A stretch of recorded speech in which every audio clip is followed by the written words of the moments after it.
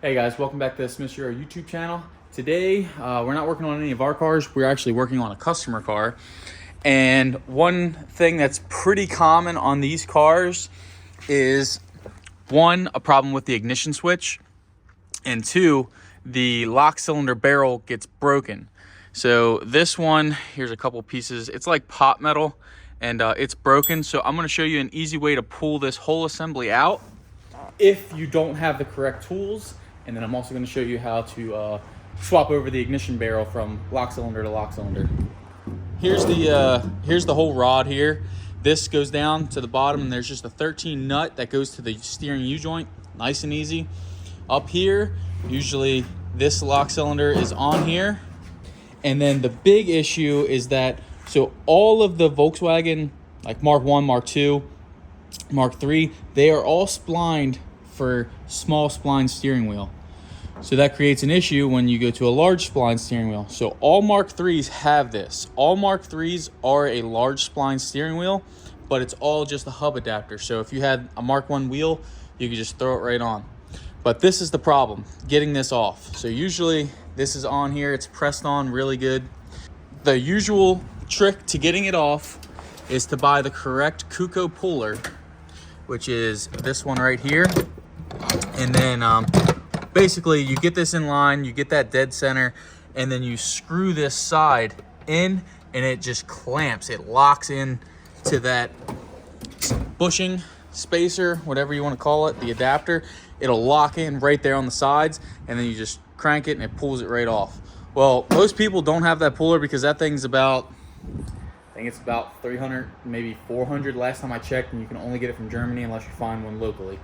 So how can a normal person do it? Well, you take the 13 millimeter out, and then you just bring this entire assembly out.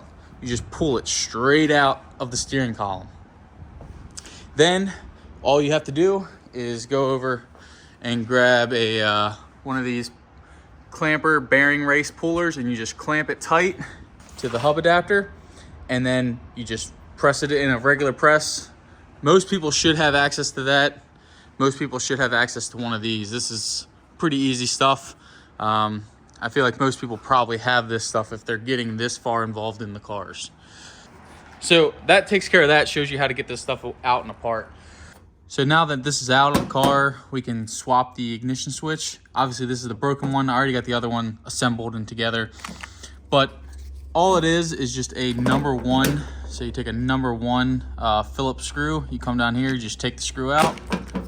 And then the ignition switch will literally just pop on out just like that.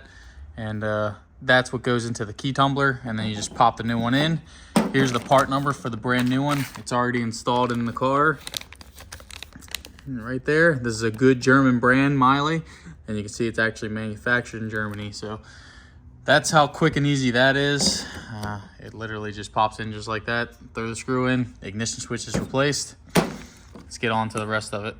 But the big thing is this one was broken right here. So this whole steering column was loose because, you know, this is all hanging around like that. And so the bearing wasn't really touching anything.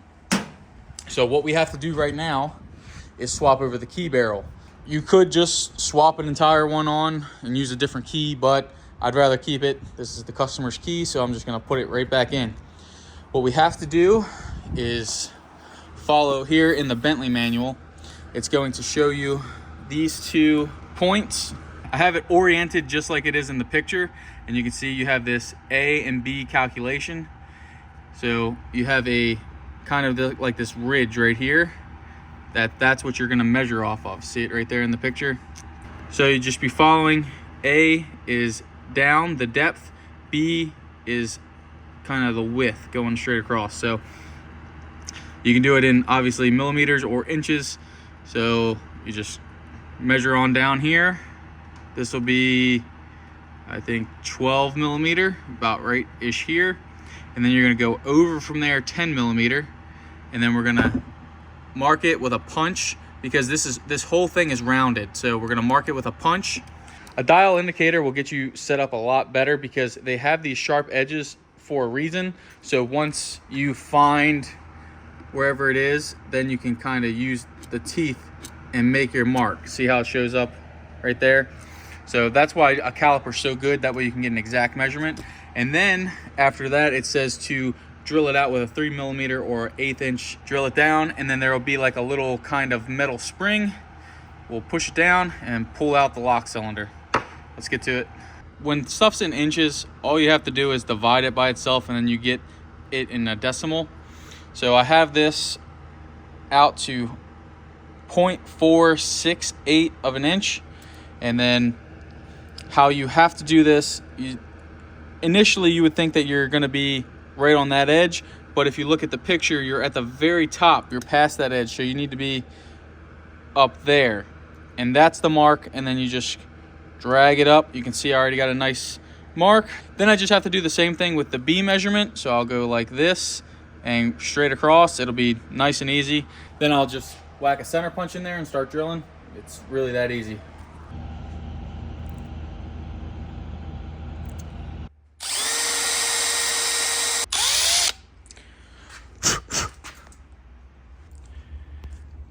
Now with the hole drilled out, you can see hopefully you can see it inside. There's a little pin, and you push it.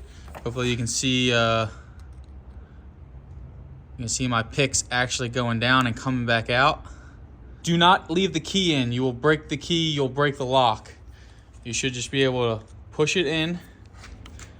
This is hard to do with one hand, sorry guys. But push it in, and then you should just be able to grab it. And it should just come right out, just like that. So this is that little clip right here. So this is what we're pushing down, and that's what keeps the lock cylinder in. Now we'll be able to throw this into our unbroken lock cylinder, and then we can put that back in the car. Then I can get to doing wiring. There's a lot of wiring to do on this car. I'm not gonna show it. It's gonna be just swapping a harness because somebody's really hacked this stuff up. I'm just gonna show you guys getting this back together, and that'll be the end of this video. Hopefully it'll be a nice, short, quick one. So I got this one out. It's always good practice to look down inside and make sure nothing's jacked up, because that'll be a real bad day for you. You can also look down in there, and you can also kind of see where the hole is, so you know that you're putting it in the correct spot.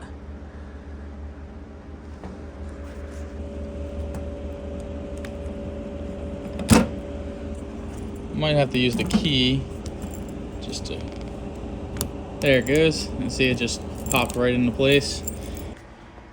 Now we're ready to reassemble.